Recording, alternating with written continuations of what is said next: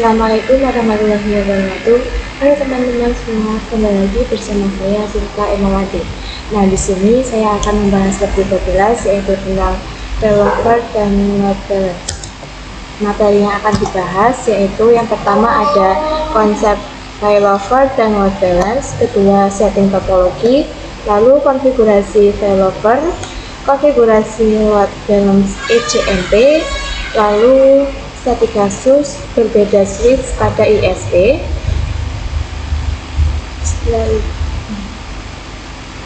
konfigurasi load balance root rule, dan konfigurasi load balance firewall monthly. Nah, di sini kita masuk ke materi yang pertama yaitu konsep failover download dengan metode yang digunakan ketika kita memiliki dua jalur internet atau mudahnya memiliki jalur internet dengan menggunakan dua jalur ISP. Nah, sebagai contoh, perhatikan pada gambar di samping. Di sini terdapat satu router yang memiliki dua jalur internet, yakni ISP1 dan ISP2 untuk konsep failover sendiri. Jika terdapat dua jalur internet, maka satunya itu aktif dan satunya itu akan tidak aktif atau menjadi backup saja. Misalnya, ISP mengalami down atau masalah. Nantinya ISP2 akan menjadi backup untuk penggantinya. Nah, sedangkan untuk konsep load balance, kedua jalur internet akan sama-sama aktif. Oke, di sini kita masuk ke materi yang kedua yaitu setting topologi. Nah, di sini teman-teman menyediakan topologi seperti ini. Nah, kemudian jika teman-teman sudah membuat topologi seperti ini, kita langsung saja sambungkan ke Windows-nya. Nah, di sini saya sudah sambungkan ke Windows-nya. Nah, di sini teman-teman bisa langsung saja masuk ke menu IP, kemudian di sini pilih yang address. Nah, di sini kita klik add. Nah, untuk addressnya ini kita masukkan ID-nya yaitu 192.168.1.1/24, dan untuk interface-nya kita pilih yang address 2, kemudian kita apply lalu OK. Nah, di sini kita lakukan yang sama di ISP2-nya. Nah, di sini kita ke menu ID lalu address. Kemudian di sini kita klik add. Nah, untuk addressnya di sini kita menggunakan yaitu 172.16.1.1/24. Untuk interface-nya kita gunakan address 2. Kemudian kita apply dan OK. Nah, kemudian kita akan lakukan static addressing di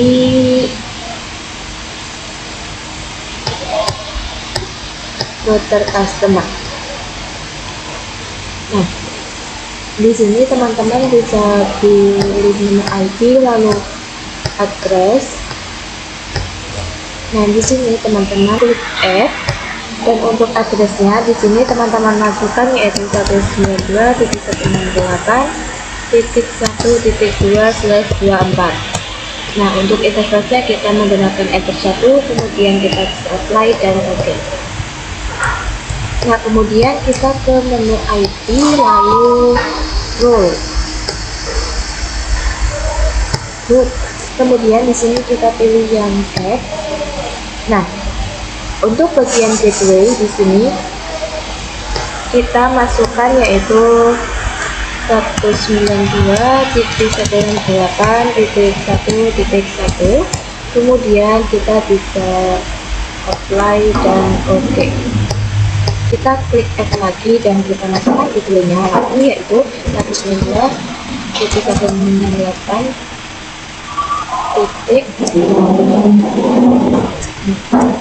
Di sini untuk gateway-nya yaitu 172.16.1.1.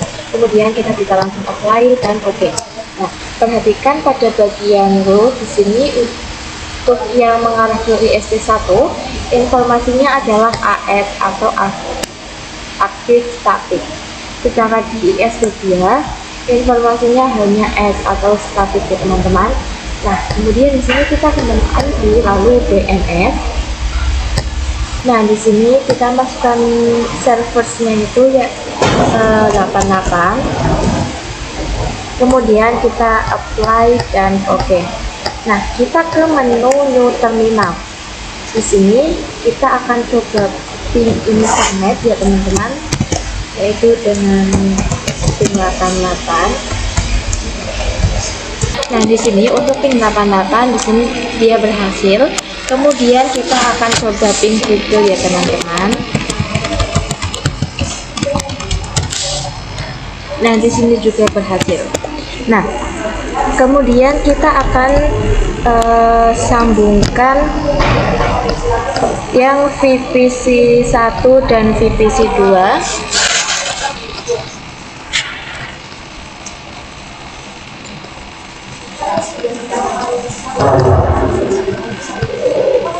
Dan kita nyalakan.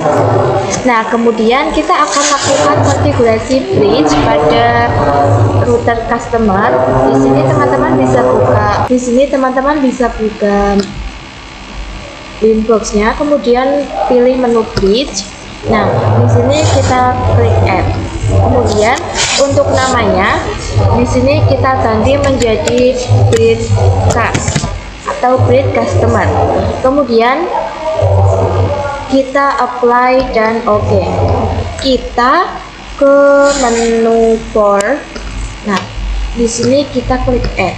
Nah, di sini untuk interface-nya kita menggunakan Ether 3. Kemudian kita apply dan oke. Di sini kita tambahkan lagi untuk interface-nya, kita tambahkan Ether 4. Kemudian kita bisa apply dan oke. Nah, setelah itu kita ke menu IP, kemudian address. Nah, di sini kita klik add. Nah, untuk addressnya ini kita masukkan yaitu 10.10.10.1/24. Kemudian kita untuk interface-nya kita ganti broadcast. Kemudian kita apply dan oke. Nah, setelah itu kita akan setting DHCP servernya. Di sini kita ke menu DHCP server, lalu DHCP setup. Nah, di sini untuk interface-nya kita ganti yang bridge customer, kemudian kita next sampai akhir. Nah, jika sudah, kita akan konfigurasi NAT di menu IP, lalu ke firewall, dan kita klik yang NAT ya teman-teman. Nah, di sini kita langsung klik add.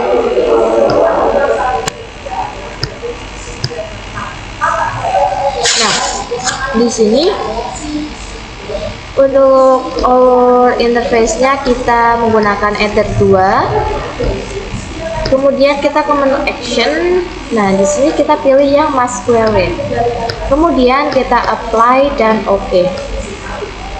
Nah, kita akan merequest IP di VPC 1 dan VPC 2 ya teman-teman.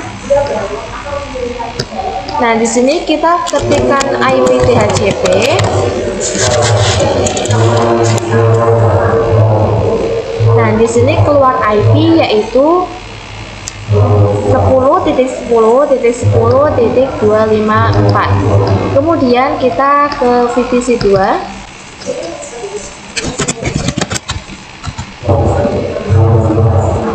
Di sini keluar IP yaitu 10.10.10.253. Nah, kemudian kita akan coba pin internet di VPC 1 dan VPC 2. Oke teman-teman, di sini kita masuk ke materi yang selanjutnya, yaitu konfigurasi failover. Nah, jadi cara kerja failover itu kan hanya menggunakan satu USB saja, dan yang satunya sebagai backup. Maka cara memainkan file enlover supaya lebih leluasa, kita bisa menggunakan yang namanya parameter disk-test. Nah, disk-test digunakan untuk mendeskripsikan parameter ataupun nilai parameter routing yang diprioritaskan. Jadi semakin besar nilai disk mesh tersebut, maka semakin tidak diprioritaskan. Nah, di sini kita bisa buka window router customer, kemudian teman-teman bisa ke menu IP, lalu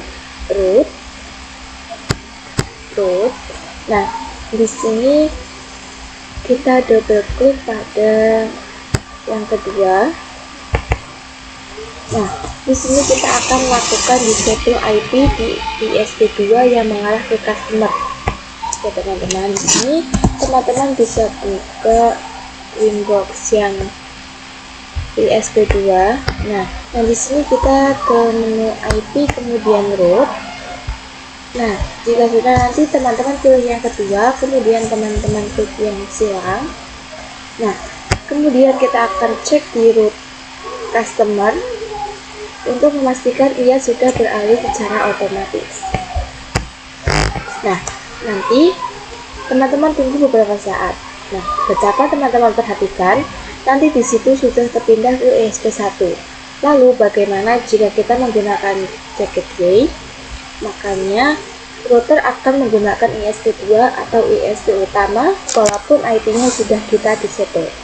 Oke, di sini kita masuk ke materi yang selanjutnya, yaitu konfigurasi load balance ICMP.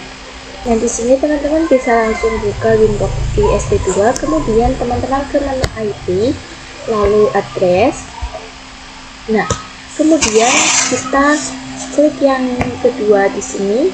Di sini kita centang. Kemudian kita buka router customernya. Nah, di sini kita akan hapus default baik yang mengarah ke ISP1 maupun ke ISP2. Nah, di sini teman-teman bisa ke menu IP lalu root. Nah, kemudian di sini kita untuk gateway kita klik yang bawah ini ya teman-teman. Nah, di sini untuk gateway yang pertama yaitu 192.168. Untuk gateway yang kedua di sini kita masukkan 172.17.1. Kemudian teman-teman bisa langsung apply dan klik. Nah, di sini akan muncul informasi AS, yang berarti kita bisa akses internet melalui kedua ISP. Dan di sini kita akan lakukan pengujian substitusi satunya. Di sini teman-teman bisa ketikkan teman-teman. Kemudian teman-teman. Di sini tidak bisa ya teman-teman, bahwasanya VPC ini jalur ke internet pertama ke interface strip. Kemudian ia ke ISP2. Setelah itu baru terhubung ke internet ya teman-teman. Nah, di sini kita akan coba di video-nya. Di sini kita lihat teman-teman.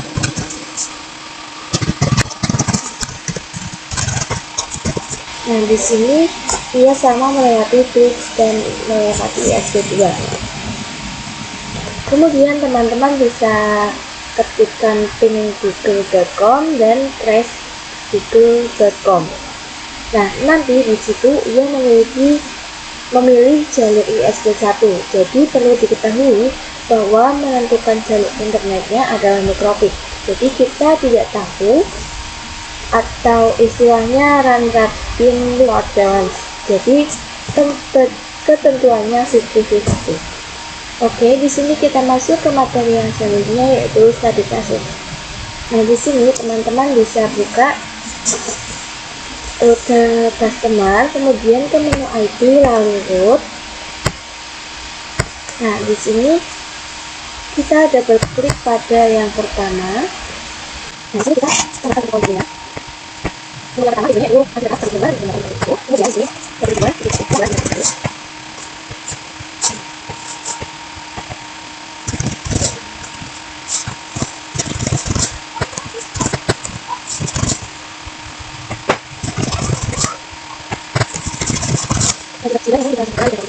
Nah, kemudian kita akan lakukan tes itu.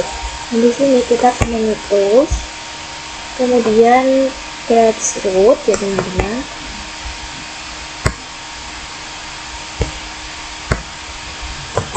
Nah,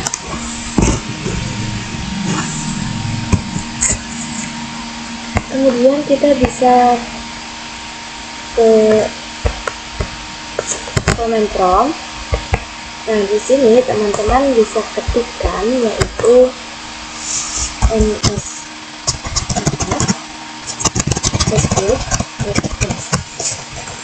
Nah, kemudian kita ke Windows-nya lagi. Nah, untuk transcript-nya di sini kita bisa isikan dengan ID yang ada di command prompt tadi. Di sini adalah 192.168.100 ya teman-teman. Kemudian kita bisa start. Nah, di sini ia menggunakan ISP2 ya teman-teman. Oke, di sini kita masuk ke materi yang selanjutnya yaitu konfigurasi Wardens root rule. Nah, di sini kita akan melakukan konfigurasi Wardens dengan metode root rule. Jadi root rule ini akan bekerja dengan sistem SSH address. Lalu kita akan mendefinisikan. Nah, misal untuk IPv1 kita harus internetan menggunakan ISP2. Dan ISP2 harus menggunakan ISP3 karena merupakan sistem SRC address. Maka PC-nya harus menggunakan IP static agar tidak berantakan. Nah, di sini teman-teman bisa buka Windows yang untuk customer. Nah, di sini teman-teman bisa ke menu IP lalu root. Nah, kemudian di sini kita akan disable pada yang pertama. Di sini kita akan add. Nah, di bagian root kita klik add. Nah, di sini untuk SSH address-nya kita masukkan yaitu 10.10.10.11. Untuk table-nya di sini yaitu VPC1. Kemudian kita klik apply dan oke. Di sini kita klik F lagi. Nah, untuk SSH address di sini kita masukkan 10 12 dan untuk table-nya yaitu VPC2. Nah, kemudian kita ke menu root. Nah, di menu root di sini kita di sini kita pilih yang VPC2. Kemudian kita klik add. Nah, di sini untuk bagian gateway kita masukkan yaitu VPC2 kita masukkan itu 1.1. Untuk login-nya di sini kita pilih 1. Kemudian kita bisa langsung apply dan oke. Nah, di sini kita klik add lagi. Untuk gateway-nya kita masukkan yaitu 1.2 dan untuk login-nya yaitu VPC2. Kemudian kita bisa apply dan oke. Nah, maka di sini sudah ada 2 jalur internet yang dua-duanya sudah aktif. Kemudian kita akan melakukan trace route ya teman-teman dengan di IPv1. Di sini kita coba gunakan. Kemudian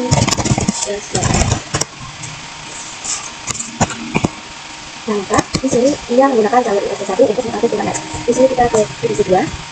Kemudian kita gunakan.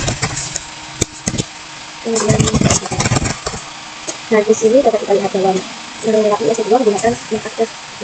Nah, di sini dapat kita lihat ia melewati ISP2 untuk mengakses internet. Oke teman-teman, di sini kita masuk ke materi yang terakhir yaitu konfigurasi Wardens firewall. Nah, di sini kita akan disable ya teman-teman terlebih dahulu.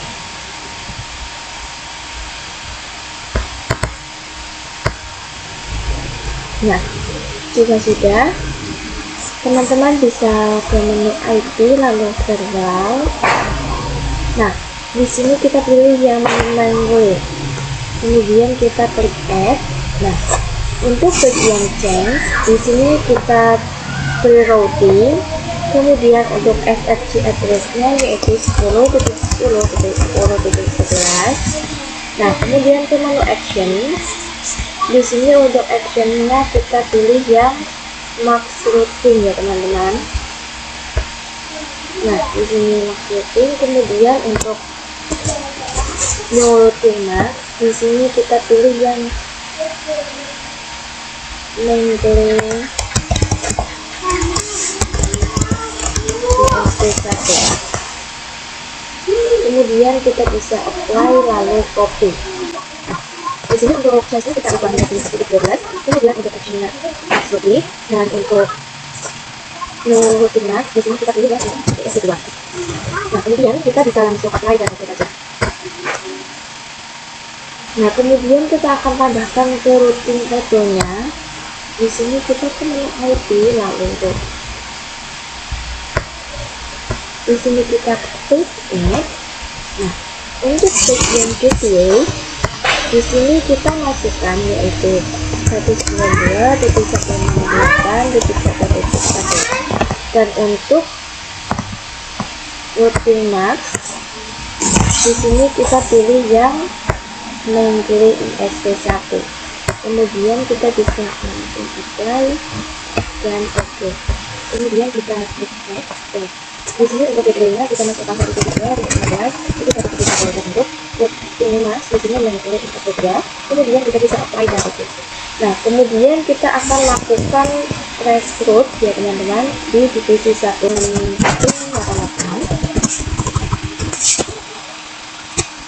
Kemudian traceroute.